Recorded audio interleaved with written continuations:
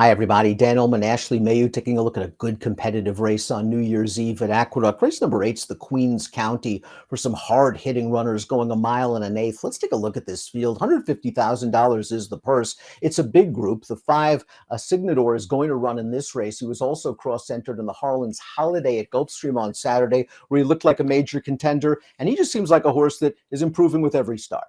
Yeah, this is a great field, and 6 out of the 8 won their last starts, and 7 out of the 8 were in the top 2. So I think when you start to look at it top to bottom, it's very competitive. You see horses that, when they won last time out, maybe it wasn't at stakes level competition, but they'd fared pretty well. And then even Todd Pletcher, both of his runners look live. I found this race probably one of the most tricky ones that we've had to look at in the last couple of weeks. Now, this might be a tactical race, a rider's race, if you will. We'll throw up the Timeform US pace projector. Timeform US believes this race could favor front runners. Kumal does have speed. I'm not sure if he's a horse that's at his best on the lead. Kinetic Sky is going to probably show some speed, wheeling back on what, 2 days rest for Rick Dutrow Jr. Quality Chic is tactical. Really not a lot of burners in here. Yeah, you mentioned the 2 days in between races, 2 days of just doing nothing, right? 3 days in between starts. But we were talking about it moments ago. It's Rick Dutrow. You never know what you're going to get. We've seen this before, and we've actually seen it in some of the bigger races when he did this with Willie Beeman, I believe, in the King's Bishop. So I think Kinetic Sky should be forward. He was very forward last time out. And then from there, there's a couple of horses that I think could be sort of pressing the pace. And you can kind of see, to me, when you look at the Timeform pace projections, there's a big kind of chunk of horses towards the front. And to me, it's not definitive who necessarily wants the lead.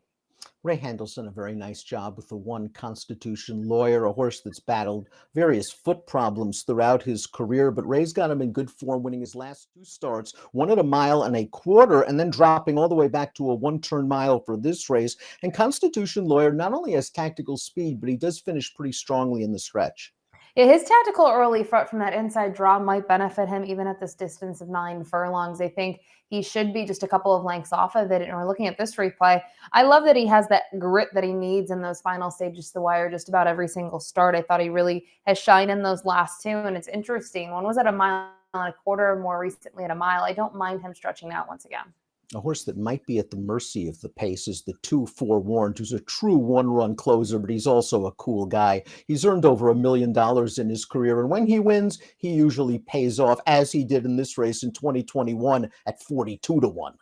And he comes in here off a really nice performance at Laurel, where he again was double digits, almost 20-1, and ends up finishing second. And he has to face the rival that beat him in that start in this field. But the big thing is, when we even go back, we saw the Timeform pace projection. He should almost be off the screen. He's going to be so far back. He's at the mercy of the pace, and you just never know if you're going to get that, especially in these sorts of races. Lost Ark, the number 3, is one of 2 in here, trained by Todd Pletcher, and he's done some good things. I mean, listen, he's won at distances ranging from 5.5 furlongs in his debut to this race, the mile and a quarter off-turf Jockey Club Derby right here at Aqueduct, and Lost Ark was able to sit just off the lead. When he was produced, he got it done. This is obviously a tougher field, older horses and better horses, but Lost Ark is going to want some distance, and I think he can adapt to the pace scenario. I think so. And I think if no one goes, he could see himself a little bit more forward as he was in this race. He wasn't far off the pace early on. And I think this was a really nice performance. The one thing against him, he's inconsistent. When he's good, Dan, he's really good. But when he's so-so, he's typically at the minors at best. And last time out, just going to draw a line through it. I think he's a better dirt horse than he is on the turf. Pletcher also has the number 4 Croupi, who acts like a true stayer. Anything 9 furlongs or up is good for Croupi. And this is a horse I think that just needed to mature, grow up, and get the distance he needs, because he's in good form right now. He's won his last he's won 3 of his last 4 starts. The only loss coming in a tough edition of the Pennsylvania Derby. I like the grit that Croupi showed here. I did too, and I think the big thing is, you've kind of mentioned it, he's getting better with age. You have to feel bad for him early in his career where he's just third, he's second. Then they put him in some really big races as a maiden. We're talking about the Risen Star and the Wood Memorial. And since then, 3 of his 4, he's been really good. And I think this race, if you want to key in on it, maybe you say he's got a really good shot here, even at the top spot, just knowing that his form as of late is good.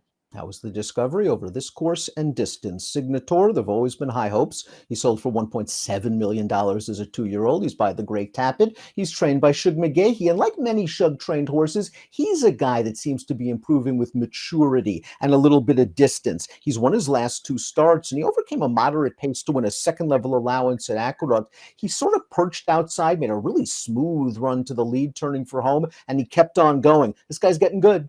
He's getting really good, and I think 2 starts back when he was able to win, he got some pace help. He was further back. He was going a shorter distance, a mile, but then to see him next time out, thought he raced very well at Aqueduct. The big question is, will we see him? He is cross-entered in a Grade 3 event at Gulfstream Park, but another one who's gotten good in his last 2 have been some of his best buyers. Dutrow wheeling back Kinetic Sky on very, very short notice. This is the race on December the 28th, the 1-turn mile over a wet track. He showed a lot more early speed in this race. He was part of the pace, and he is going to battle it out all the way down to the line to win by a nose. He's won 2 in a row. It's been a good claim for Dutrow. Took him for 62.5. Now we'll see about distance and class. Yeah, you know it's a recent race, but I don't even have a buyer speed figure yet for this effort, Dan. I downloaded the past performances last night, and he was very forward, actually more forward than he usually is. I wonder if that was part of the strategy, now just knowing it wasn't off track in New York. They wanted him to be right there. He gets the job done.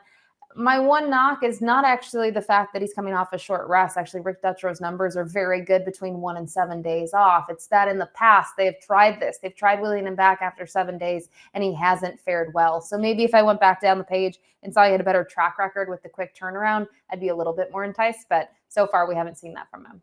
Another one from the armada of quality stakes horses trained by Butch Reed is the 7 King Kumal, who scored the Richard W. Small at Laurel last time out. He was traveling very smoothly. He's also in behind horses. Looks like he's hopelessly blocked. Well, he's not. The seam opens up. King Kumbale shoots on through, and he's going to get it done over Forewarned, who got a clear run, but had to take the long way around. Yeah, this was a crazy stretch run, right? There's some tired horses. There's some horses grinding in this mile and an 8th event, but I thought overall it was a good trip. And I do think from where he was placed earlier in the race, he was able to make that run where others were trying to pick up the pieces a little later and were a little too far back. So I like that he's got a win coming into this. He finally was able to take his form from Parks and transfer it to another track. He's going to need to do the same at Aqueduct. He's just 1 for 6. Quality Chic is the 8th. This guy's won 3 of his last 4 starts. I like the turn of foot he showed in the second level allowance over a sloppy track at Aqueduct, where he kind of just broke the race wide open, turning into the stretch and kept on going. He appears ready for the step up into stakes competition, but he's going to need a little bit of a buyer boost. This guy's yet to crack 90 on the buyer scale. Yeah, I think he finds himself actually in a tough spot to tackle stakes competition for the first time. I know it's not a graded stakes race, but there's some really nice horses in here that everyone is quite consistent. I do think this effort was good, and I know we talked about this earlier, but from a pace perspective with the outside draw, I think he can get himself in a good position early on. Whether he's talented enough, we'll have to wait to find out. Let's take a look at our top selections for the Queens County. We're both going to go with Lost Ark. I think distance is good for him. We saw that 2 starts back. Now he's got to prove he's really up to handling these sort of open, older stakes horses. But as you mentioned, I think it was a very good point. He's got good tactical speed. If this pace isn't fast, he'll be right there. And for me, I'm going with the Pletcher Exacta here. I was torn between the 2. I just felt like Lost Ark, if he gives one of the best performances that he's done in the past, right? If he's anywhere close to any of those, I think he can handle this field. And as we talked about from a pace perspective, I don't think he's going to be too far off of it. 3, 4, 5, and 1 for Ashley. King Kumbale, the 7's just very consistent. He figures to run his race. Signator, I liked down at Gulfstream where I thought he would get more pace. Maybe he'll need a little bit, but he appears like he wants 9 furlongs. Again, 3, 4, 5, 1 for Ashley. 3, 7, 5, 2 for me. It's a fun edition of the Queens County. Good luck.